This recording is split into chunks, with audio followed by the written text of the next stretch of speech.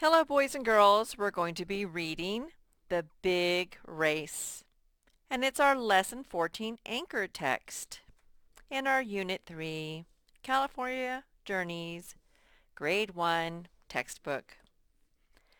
And I sort of feel like we want to do a picture walk today, so let's do that. So we have like a little lizard here. He's red. Oh, and there's a sign right here. I wonder what that says. And he's looking at this cake. Huh. So there's a turtle and a rabbit. It looks like they're on a racetrack. Here are the lanes. Have you ever been to a football game and they have a racetrack around the football field? Oh, this little mouse is sitting underneath this cactus. They must live in the desert. Oh, they're starting to line up. It looks like they want to have a race. You know, a race where you try to get there first so that you can win. Okay, and they have some animals cheering them on. They're all lined up. Looks like there's a lizard, a roadrunner, a snake, a mouse, and a rabbit. Looks like the turtle is going to wave that flag. Hey, he's in the middle of the race. Why is he getting out of his lane to go chase that butterfly? Uh-oh. Well, look what happened to that mouse. He bumped into this, what looks like a haystack. Okay, so did he just get out of his lane to go out in the desert and look at these bugs? You know, if you get distracted like that, you're not going to win. Oops, the roadrunner just tripped over this rake. Maybe he should have seen where he was going, and maybe someone should not have put that out on the track in his lane. He's the winner. Looks like this is the place he crosses to become the winner, and he seems to be very happy about it. Ah, I think he won the cake.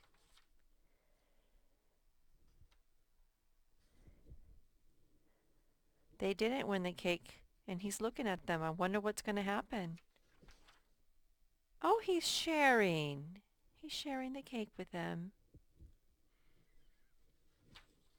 Okay, well, let's go ahead and see who wrote the story and made all these pretty pictures. This is Pam Munoz Ryan, and she says that in California, summers can be very hot. And we know that, don't we? Because we live in the desert where it's hot in the summer. When Pam Munoz Ryan was growing up, she was often at the library on summer days. I wonder why she'd go to the library. That's because the library was one of the few places nearby with air conditioning. Oh, so maybe her house didn't have air conditioning? And so she wanted to go to the library so that she wouldn't be so hot. And you know you can read lots of books at the library. So she wrote this story for us, and Viviana Garofoli was the one who illustrated. She's the one that drew all these pretty pictures and colored them. Viviana Garofoli and her family make their home in the country of Argentina. Sophie's Trophy and My Big Rig are two of the books she has illustrated. Oh, so this book is not the first one she colored and drew the pictures for. She also has two other books at least. Okay, this over here tells us that this is a fantasy and that it cannot happen in real life. And I can see that. I can see that this isn't going to happen in real life. Yeah, right. A turtle standing on his two legs with a hat on his head, talking to a lizard. Yeah, this is all baloney, all make-believe. This is a fantasy. So it says in fantasies, animals talk and act like people. And the events can't really happen. So this could never happen. Can you imagine if it did? All these animals On your mark, get set, go. I'll bet you in real life either the Roadrunner or the rabbit would win. But this is a make-believe story. Okay, so this happens. The setting of this is in the desert, and I just wanted to show you this quickly. Here are some desert animals that live in our desert. We have antelope that live there, where it's hot and dry in our desert. We have lizards. We see lots of lizards when we're walking through the desert, don't we? Snakes. Hopefully you haven't seen snakes. But I did one time when I was hiking, and it was a rattlesnake. And it was curled up. And it was right in the middle of the trail. So my grandpa got his walking stick. He was very brave, and he didn't want the 5 of us that were following him to get bitten. And he sort of made him go into the bushes. He sort of disturbed him from, with his long walking stick, and then he ran away. But you can find snakes in the desert. And this is a roadrunner. Roadrunners have to know how to run really fast because they're small and animals like to eat them that are bigger. The bigger animals like to eat them. So they get chased. But a good thing is that they are so fast. Okay, so I think that's all I want to say about our real live desert animals. Okay, so let's go ahead and read this together. Oh, I forgot to show you the words. You're going to see some yellow words in here, and they're going to be our sight words, and we have our test on Friday. So when they're yellow like that, they're your sight words. So let's practice them really fast. Into. The rattlesnake ran into the bushes. 3, like 1, 2, 3. 4, like 1, 2, 3, 4. Hey, those are 2 or number words. Starts, like my husband starts the car so that it can get warm inside the car before we go to work. 5. This says watch. Do you remember that TCH makes one sound? It's 3 letters that make one sound. Ch. So this is watch. But do you know what I notice? There's like already 1, 2, 3 number words in our sight words. And we practice these during kindergarten review, so maybe you'll already know 3, 4, and 5 for your test. This one says over. The race is over after the last recipient, or the last runner passes the line, the finish line. Another number word. This one says 2. So now we have 2, 3, 4, 5. Okay, so 2, 3, 4, 5. Into, starts, watch, and over. We have 8 words that we need to know. But if you know these already from kindergarten review, that means you only have to practice these. Okay, let's go ahead and read this. You can read it with me. The Big Race. Written by Pam Munoz Ryan and illustrated by Viviana Garofoli. And this says, why is it important to have rules? Well, I guess if you're talking about races, you have to set your rules, like you can't start until the flag goes down, or you have to stay in your lane. And those could be the rules. And I guess the first one across the finish line would be the last rule. You got to follow the rules. Okay, it says, win the big race. Win this big cake. Whoa, that's like a 3-story cake. 1, 2, 3. Today is the big race. I like cake, said Red Lizard. I will run in that race.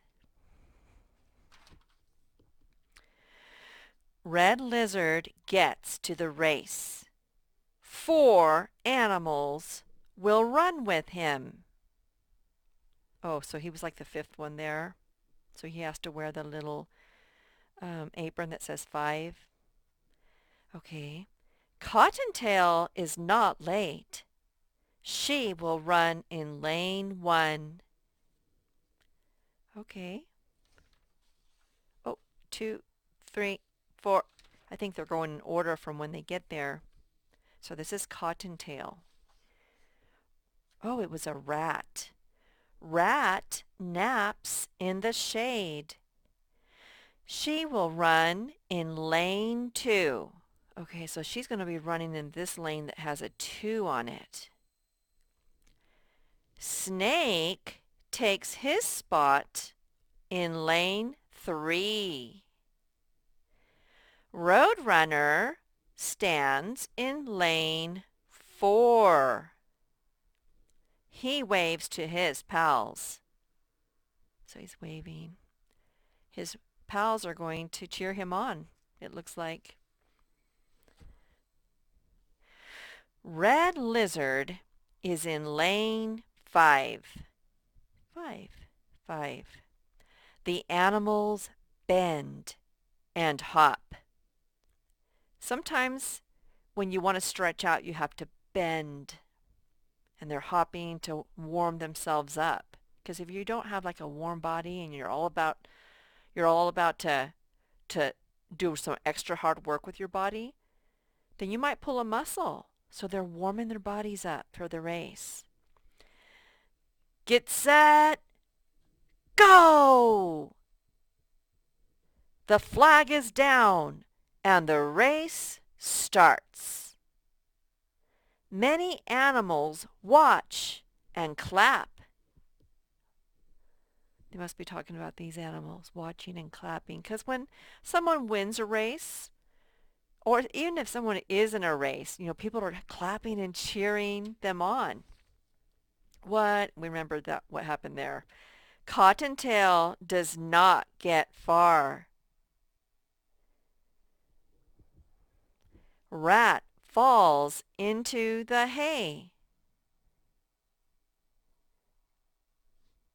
Must not have been going down his lane very well to fall into the hay.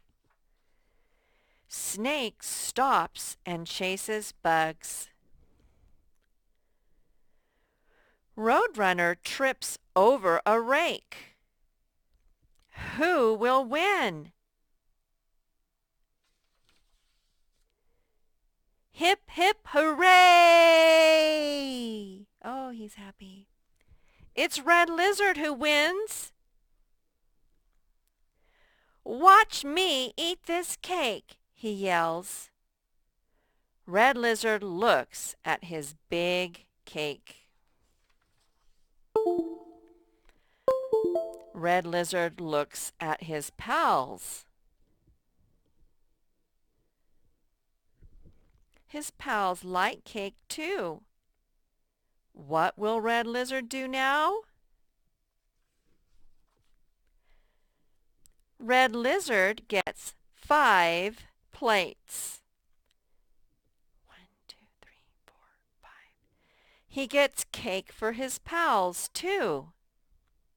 Hip, hip, hooray for Red Lizard!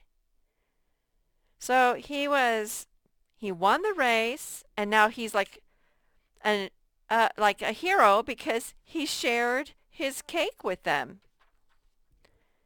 So this is about conclusions. It says, you can use clues in The Big Race to think about things the author does not say. The author does not tell you why Cottontail does not win. Remember Cottontail? All it says is Cottontail does not get far. So he doesn't tell you that he didn't win, but you can just see he's not going to win because that's a clue. He got out of his lane to go chase that butterfly. He didn't tell you that, but you knew it. You knew it by looking at the clues and what you know about races, where if you don't stay focused, you might not win the race. You can't just get off out of your lane and go chasing after butterflies in the middle of a race. And you knew that. You knew that he wasn't going to win when you saw that picture, even though the author didn't tell you. So what do the pictures and words show that help you make a smart guess about why? So about why he didn't win the race, you already know. He was chasing butterflies. And so yes, when the author doesn't, the authors don't tell us every little thing. We just have to like look at clues in the illustrations and in the text to sort of draw conclusions. That means make smart guesses about what's happening. Okay, that's really all I want to say about that. Oh, we have some questions. So, why does Red Lizard win the race? Well, I guess he followed all the rules. You know, he waited until the flag went down, and then he stayed in his lane the whole time, and he kept on running fast the whole time. But really, I think the reason he won the race, because these are faster animals than he would be, right? But I think the reason is because they became distracted or because they had bad luck. Like the snake, let's see what he did. The snake and the cottontail, the rabbit, went after bugs and insects, right? And then both the mouse and the roadrunner had bad luck, right? Maybe they weren't looking, but they tripped on things. Okay, so I think that's why he won. But the author didn't tell me that. I just had to look at the pictures and draw my own conclusions. And I think you were drawing conclusions too. How does Red Lizard feel when he wins? The author didn't tell us how he felt, but you could look at the picture. He felt happy. And you can look at the text. When he said, hip, hip, hooray, you can tell he's happy. But it doesn't say down here, and Red Lizard was happy. It doesn't say that. We just have to draw our own conclusions. So you could say, I think that Red Lizard was happy because the text said, hip, hip, hooray. And the picture showed him smiling with his arms up in the air. And so that's how you know it. You drew your own conclusions. So Red Lizard shares the cake. Is this the right thing to do? Why or why not? Okay, and I guess this is your own opinion. This is a make-believe story, but let's say, it all depends, right? In this situation, he can't eat that cake all by himself. So the right thing for him to do before it goes stale is to share it with all these people that are his pals. But let's say there was another situation where his family hadn't eaten in a week, and like the mom lizard was at home and they had 20 hungry babies. Maybe in that situation, the right thing to do would be to take the cake over to his family so that they wouldn't be starving. So it just depends. Just depends on the situation. But I think he did the right thing in this story. Okay, boys and girls, it was a pleasure reading with you today. Bye-bye.